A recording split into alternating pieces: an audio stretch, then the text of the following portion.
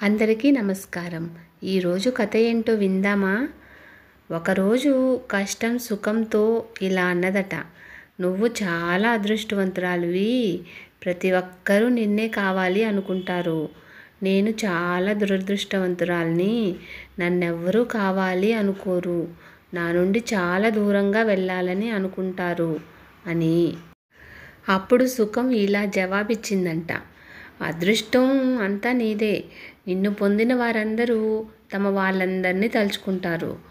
అసలైన తమ వాళ్ళెవరో తెలుసుకుంటారు. అదే నన్ను పొందిన వారు తమ వారినే కాదు, తమని తామే మర్చిపోతారు. ఆశ్రమంకి వెళ్దామని వెళ్ళిన వాళ్ళు సగం దూరం వరకు వెళ్ళి మనసు మార్చుకొని వెనక్కి వచ్చిన వాళ్ళు ఉన్నారు. ఆశ్రమ జీవితం గడుపుతూ కూడా తమ ఊరి వాళ్ళెవరైనా కనిపిస్తే వాళ్ళెలా ఉన్నారు, వీళ్ళెలా ఉన్నారని అన్ని వివరాలు తెలుసుకునేవారు ఎందరో. బంధాలు అందమైనవి మాత్రమే కాదు, గొప్పవి, కఠినమైనవి కూడా. బంధమే మనల్ని ఈ భూమి మీదకు తీసుకువచ్చింది. వచ్చిన తర్వాత మరిన్ని బంధాలు కల్పించింది.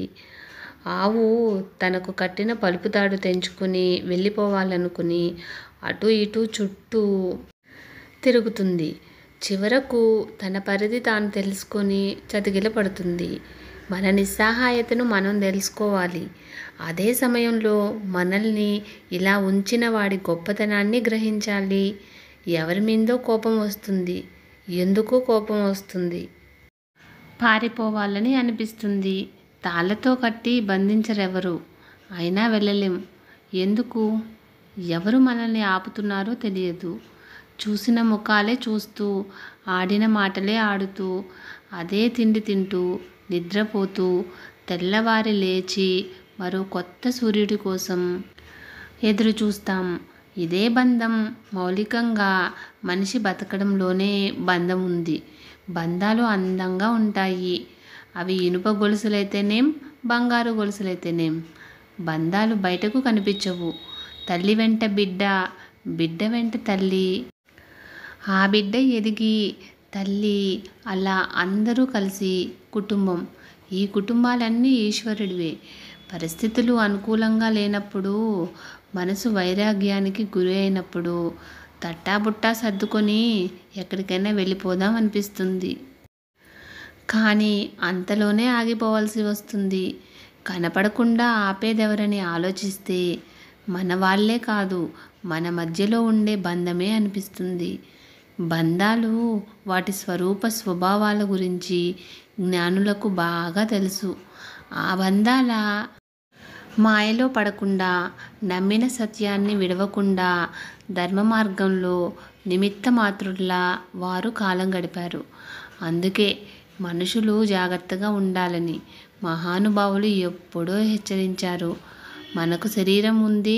పంచభూతాలతో దానికి బంధం ఉంది.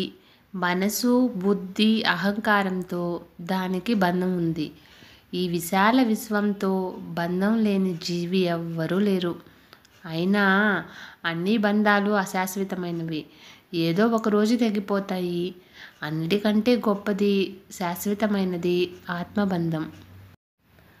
ఒకరు మరొకరి కోసం జీవిస్తే ఆ బంధం చరితార్థమవుతుంది.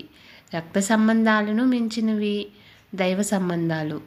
ఇదే అందరూ తెలుసుకోవాలి.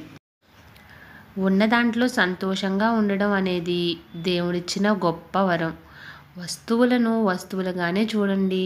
మనుషులు మాత్రం మనిషిగా చూడండి. ఉన్నవాడు కారులో తిప్పుతాడు, లేనివాడు నాన్న పక్కన ఉంటే చాలు అనుకుంటారు. కింద పడితే పగిలిపోయే వస్తువులపైనే ఇంత ప్రేమ చూపిస్తున్నాము. బంధాలు, బంధుత్వాలు జాగ్రత్తగా కాపాడుకోండి. ఉన్న దాంట్లో జీవితాన్ని సంతోషంగా గడపండి. వస్తువులకి వెల కట్టొచ్చు కానీ మన జీవితానికి వెల కట్టలేము. ఒక్క విషయం బాగా గుర్తుంచుకోండి. మనిషికి భగవంతుడు ఇచ్చిన ప్రసాదం ఈ జీవితం. 100 సంవత్సరాల వెనక మనం లేం.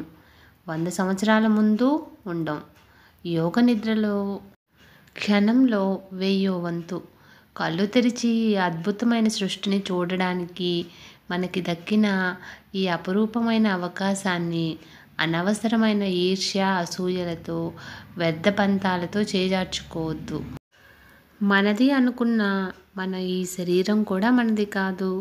మన తాత ముత్తాతల రక్తంతో మనకి ఈ శరీరం వచ్చింది. ఇదంతా మన పిల్లలకి అందించి మనం వెళ్ళిపోవలసిన వాళ్ళం. మనకెందుకు ఈ కొట్లాట్లు, మనకెందుకు ఈ పరస్పర ద్వేషాలు? వాటిని వదిలేసి మనం సుఖంగా బ్రతకడానికి ప్రయత్నం చేసి ఎదుటి వారిని సుఖంగా బ్రతకనిద్దాం. మనం మళ్ళీ పొందలేని ఈ జీవితాన్ని మనకి మనం జీవిస్తున్నామనే స్పృహతో ఆనందంగా బ్రతుకుదాం. మనమంతా రైల్వే వెయిటింగ్ రూమ్లో కూర్చున్న ప్రయాణికులం. ఎవరి రైలు వస్తే వారు వెళ్ళిపోతాం. ఈ కుర్చీలు బెంచీలు మనవి కావు అని తెలుసుకుంటే నిజంగా ఆనందంగా బ్రతకగలుగుతాం.